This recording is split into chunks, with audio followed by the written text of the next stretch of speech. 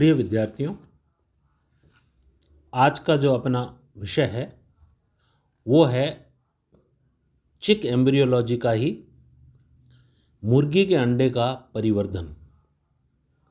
अपने पाठ्यक्रम में अंडे के 72 घंटे निषेचन से लेकर 72 घंटे तक के विकास अपने पाठ्यक्रम में है। तो इस दौरान में होने वाले समस्त प्रकार के परिवर्तन, उनके बारे में आज अपन जानकारी लेंगे। सर्वप्रथम अगर मैं बात करूं मुर्गे के बारे में, इसका ज़ूलॉजिकल नेम स्पीशीज़ है गैलस फुर्गीजियंस, ऑर्डर है गैलीफॉर्मिस, क्लास है एविस, सब फाइलम है वर्टिब्रेटा। सबसे ज़्यादा परिवर्धन जीवकी का कार्य मुर्गी के अंडे पे ही किया गया है। कारण एक उसका कन्वीनियंट आकार, दूसरा विभिन्न परिवर्धनीय अवस्थाएं आसानी से लेबोरेटरी में अध्ययन की जा सकती है। तीसरा, इसका परिवर्धन रेप्टाइल्स व मैमल्स से बहुत मिलता जुलता होता है। चौथा, इसका रखरखाव आसान होता है और पूरे साल इन अंडों की उपलब्धता रहती है। इन कारणों के कारण सबसे अधिक एम्ब्रियोलॉजिकल एक्सपेरिमेंट्स इन पर होते हैं। इनमें 4 एक्स्ट्रा एम्ब्रियोनिक मेम्ब्रेन्स पाई जाती हैं। अपन अलग से इस टॉपिक को करेंगे, लेकिन यहाँ पर हमें जानने के लिए 4 हैं: chorion, amnion, yolk sac, allantois. इसमें जो एमनियन है वो वर्गीकरण के दृष्टि से अधिक महत्व की है, क्योंकि एमनियन की अनुपस्थिति वाले ग्रुप्स को एनेमनियोटा कहते हैं, जिसका उदाहरण है फिशेस और एम्फीबिया। इनमें ये एमनियन नामक एक्स्ट्रा एम्ब्रियोनिक मेम्ब्रेन नहीं पाई जाती। एमनियन की उपस्थिति वालों को एमनियोटा कहते हैं। इसके अंदर रेप्टाइल्स, बर्ड्स और मैमल्स आते हैं। अब आपके सामने ये मुर्गी का अंडे का चित्र है। आप इस चित्र के अंदर देखेंगे कि योक के मध्य के अंदर एक न्यूक्लियस ऑफ पेंडर होता है और उसके ऊपर ये ब्लास्टोडिस्क पाई जाती है, जिसे जर्मिनल डिस्क कहते हैं। परिवर्धन सारा इसी ब्लास्टोडिस्क के अंदर होता है, ना कि पूरे योक के अंदर या पूरे अंडे के अंदर नहीं होता। होलोब्लास्टिक विदलन नहीं होता। इसमें निषेचन फैलोपियन ट्यूब के अंदर, जिस प्रकार मनुष्य में होता है, फैलोपियन ट्यूब में हो गया। उसके बाद में विदलन का कार्य शुरू हो जाता है। निषेचन होते ही हम सब जानते हैं कि ये पॉलीलिसिथल एग है, बहुपित्तकीय। अंडे का अधिकांश आयतन पित्तक से भरा रहता है, अतः सक्रिय कोशिका द्रव केवल एनिमल पोल के छोटे से भाग पर पाया जाता है, जिसे हम जर्मिनल डिस्क कहते हैं। अतः इसमें अंशभंजी मीरोब्लास्टिक विदलन ही होता है। मुर्गी में भी मानव के समान इसके युग्मक ओविडक्ट से गुजर रहे होते हैं, तभी विदलन प्रारंभ हो जाता है और ये जर्मिनल डिस्क के अंदर होता है। सबसे पहला विदलन मेरिडाइनल रेखांशित होता है तल पर, अर्थात प्राणी पित्तक अक्ष पर होता है। दूसरा विदलन भी रेखांशित मेरिडाइनल तल पर, परंतु पूर्व विदलन के समकोण पर होता है, यानी 90 डिग्री पर। ये आप इसमें देखेंगे इस चित्र के अंदर, ये दूसरा डिवीजन हुआ, ये भी मेरिडाइनल हुआ। तीसरा जो इसके अंदर विदलन है, अब इसमें मेरिडाइनल ना होकर वर्टिकल हुआ है। वर्टिकल होने के कारण से अब द्वितीय पित्तक के समकोण पर होता है, और जो फोर्थ डिवीजन होगा, क्लीवेज होगा, वो भी वर्टिकल होगा, लेकिन पहले वाले के समकोण को काटते हुए होगा, जिससे 8 कोशिकाएं, 8 केंद्रीय कोशिकाएं, 8 परिधीय कोशिकाओं का विकास होता है। और फिर धीरे धीरे इसमें आगे विदलन होता जाएगा, और ये अब अपने को उत्पन्न कोरक कौन सा होगा? बिंब कोरक, डिस्कोब्लास्टुला होगा, जिसमें उपस्थित गुहा में सबजर्मिनल कैविटी, या जिसे ब्लास्टोसील कहते हैं, इस गुहा के ऊपर कोरक चर्म तथा नीचे की ओर सेंट्रल जर्मिनल सेल या सेंट्रल पेरिब्लास्ट स्थित होंगे। अब इसी के अंदर एरिया पेलिसुडा से बड़ा आकार की कोशिकाएं पृथक होकर ये सब जर्मिनल गुहा के तल पर हाइपोब्लास्ट बनाती है। अब ब्लास्टोडर्म पर केवल छोटे आकार की कोशिकाएं रह जाती है, जिन्हें हम एपीब्लास्ट कहते हैं। अतः हाइपोब्लास्ट और एपीब्लास्ट का अब निर्माण हो चुका है। ये आपको ये क्लीवेज का डायग्राम दिखाया गया। अब ये सारे प्रकार के क्लीवेज देखें। अब इसके अंदर जो मैंने अभी आपको शब्द कहे, एपीब्लास्ट और हाइपोब्लास्ट, इस एरिया पेलिसुडा से ये 2 का निर्माण हो गया है ना। ऊपर की साइड में एपीब्लास्ट है और नीचे की साइड के अंदर इस एरिया पेलिसुडा के नीचे की ओर सब जर्मिनल कैविटी के नीचे हाइपोब्लास्ट का निर्माण हम देख सकते हैं। उसके बाद में अब इसके अंदर गैस्ट्रुलेशन की प्रक्रिया शुरू होती है। गैस्ट्रुलेशन बहुत जटिल होता है। गैस्ट्रुलेशन के दौरान कोशिकाओं में होने वाले गमन को मॉर्फोजेनेटिक मूवमेंट्स कहते हैं, हमने पूर्व में पढ़ा है इसको। और गैस्ट्रुलेशन के दौरान संभावी एक्टोडर्म में एपिबोली गतियाँ तथा संभावी मेसोडर्म और एंडोडर्म में एम्बोली गतियाँ पाई जाती है। सामान्यतः इस दौरान में इन्वोल्यूशन, कन्वर्जेंस और एक्सटेंशन आदि कारकीय गतियाँ पाई जाती है। गैस्ट्रुलेशन के प्रारंभ होने से कुछ पूर्व मुर्गी द्वारा अंडा दे दिया जाता है। अब ये अंडे के सेल के अंदर अपने को प्राप्त होता है। ये डायग्राम्स है, उसी को एपीब्लास्ट हाइपोब्लास्ट को समझाने के लिए आपके सामने जो चित्र आपको सूटेबल लगे, जो आसानी से परीक्षा की दृष्टि से आपको बना सको, उनमें से कोई एक ले लेना। अभी मात्र आपको समझाने की दृष्टि से ये सारे मैंने आपके सामने रखे हैं। उसके बाद में अपना यहाँ शुरू होता है प्रिमिटिव स्ट्रीक का बनना। सबसे पहले ये आदि रेखा का निर्माण होता है।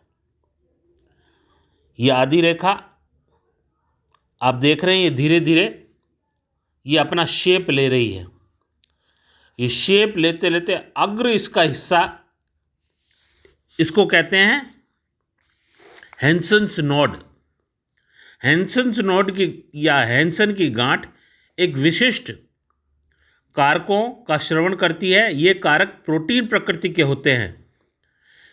ये कारक पूर्व गैस्ट्रुला अवस्था में एपीब्लास्ट के नीचे रोपित करने पर आदि रेखा के निर्माण को प्रेरित करते हैं। ये इसकी इंपॉर्टेंस है हैंसन नोड की।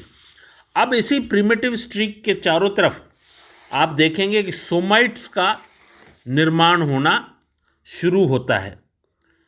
तो सबसे पहले जब 4 घंटे मात्र अंडे के सेवन का होता है तो एरिया पेलिसिडा और एरिया ओपेका का निर्माण होता है। और 7 से 8 घंटे के बाद में ये प्रिमिटिव स्ट्रीक धीरे धीरे बनना शुरू हो जाती है, जिसे हम आधी रेखा कहते हैं। 16 घंटे के इंक्यूबेशन के बाद में इसे हम अब बड़ी स्पष्ट प्रिमिटिव, ये खांच हमको आधी रेखा दिखाई देती है, इसलिए हम इसे प्रिमिटिव स्ट्रीक स्टेज कहते हैं। अब ये धीरे धीरे ये जो खांच बनी थी, अब ये प्रिमिटिव ग्रूव में परिवर्तित होती जाती है और इसके चारों तरफ प्रिमिटिव रिज बनने लग जाता है। और ये प्रिमिटिव स्ट्रीक लंबवत दिशा के अंदर ये फ्यूचर एम्ब्रियोनिक बॉडी को रिप्रेजेंट करती है। इसके कॉडल और सिफेलिक भाग हेंसलेज नोड और एंड ऑफ प्रिमिटिव स्ट्रीक के द्वारा पहचाना जा सकता है। उसके बाद में 17 घंटे के बाद में अब इसके अंदर मॉर्फोजेनेटिक मूवमेंट्स के द्वारा नोटोकॉर्ड का निर्माण होना शुरू हो जाता है। 17 घंटे के बाद में हम देख रहे हैं कि नोटोकॉर्ड बन रही है और साथ साथ में मीजोडर्म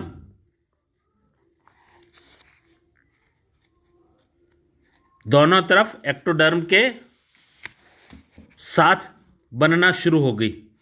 18 घंटे में नोटोकॉर्ड बहुत सुस्पष्ट विकास हो जाता है उसका, और ये नोटोकॉर्ड सिफेलिक भाग की ओर बढ़ना शुरू हो जाती है।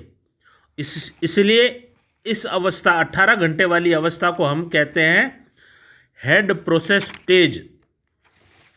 विद्यार्थियों, ये सारे आपकी प्रायोगिक कक्षा के अंदर भी एक बार आंख से देखेंगे और ये प्रयोग करेंगे तो बड़े सुस्पष्ट तरीके से ये सारी चीज़ें आपको याद होना शुरू हो जाएगी। अब ये न्यूरल ग्रूव न्यूरल प्लेट में कन्वर्ट हो जाता है और यहाँ पर अब प्रिमिटिव स्ट्रीक की आदि जो रेखा थी ये धीरे धीरे लुप्त होना शुरू हो जाती है। उसके बाद में अब न्यूरल फोल्ड अपीयर होता है 24 घंटे के अंदर। ये न्यूरल फोल्ड जो होता है ये सिफेलिक भाग के अंदर होता है और आहार नाल का फोरगट भी 24 घंटे की अवस्था के अंदर बनना शुरू हो जाता है। 24 घंटे की अवस्था के ऊपर 4 पेयर ऑफ सोमाइट्स का भी विकास हो जाता है।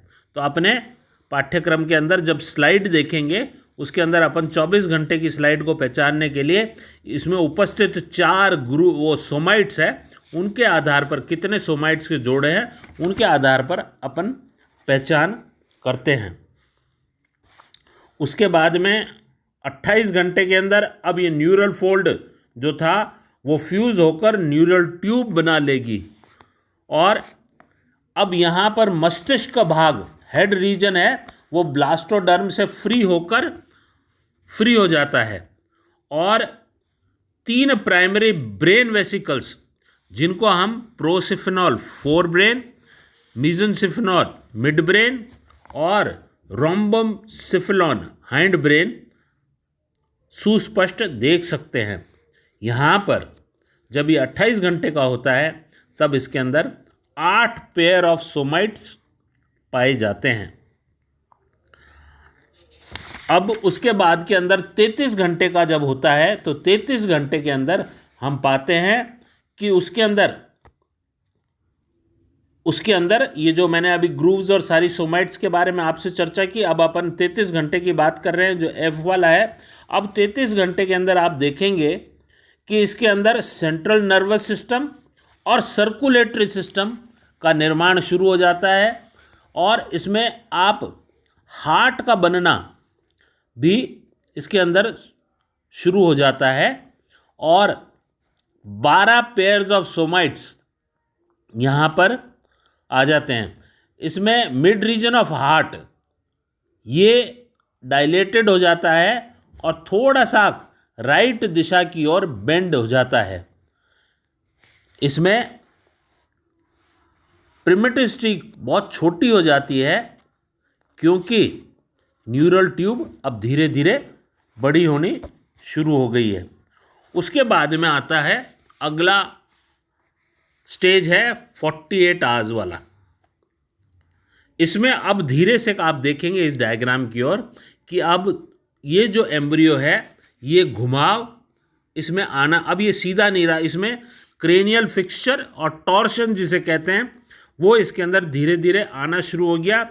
और ये टॉर्शन, ये ट्विस्ट, ये जो ऊपर घुमाव हेड रीजन की ओर इसके अंदर घुमाव आता है और ये लेफ्ट साइड की ओर नेक्स्ट टू योक, ये योक की तरफ अपना घुमाव करता है। अब इस अवस्था के अंदर इसके अंदर जो हार्ट है, इसका हृदय, ये अब यहाँ 4 चैम्बर्ड हो गया है।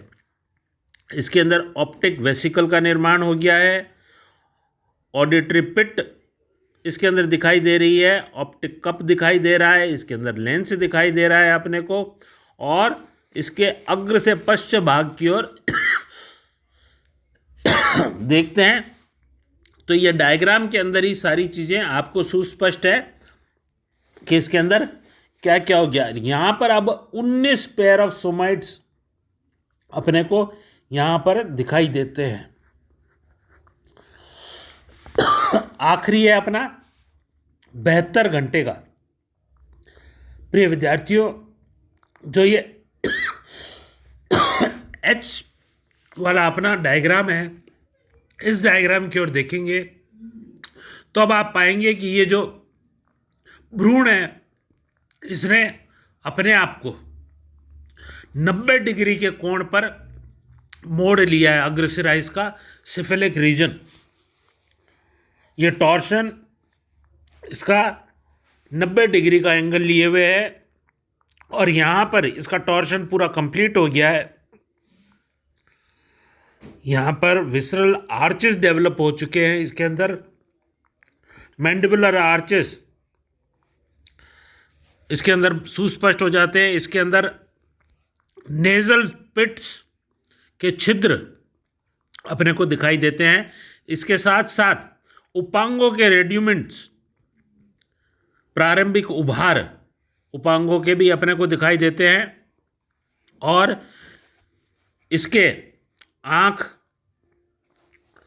लेंस, सेंसरी व पिगमेंटेड लेयर आँख की ये सारी विकास कर लेती है और इसमें 36 पेयर ऑफ सोमाइट्स अपन गिन सकते हैं इसके अंदर।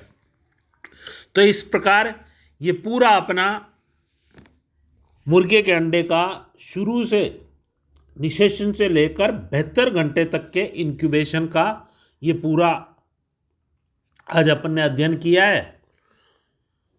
इसके साथ साथ प्रायोगिक में भी अपने इसको सारा खुद करेंगे तो बहुत अच्छी तरह से आपको ये पूरा समझ में आएगा।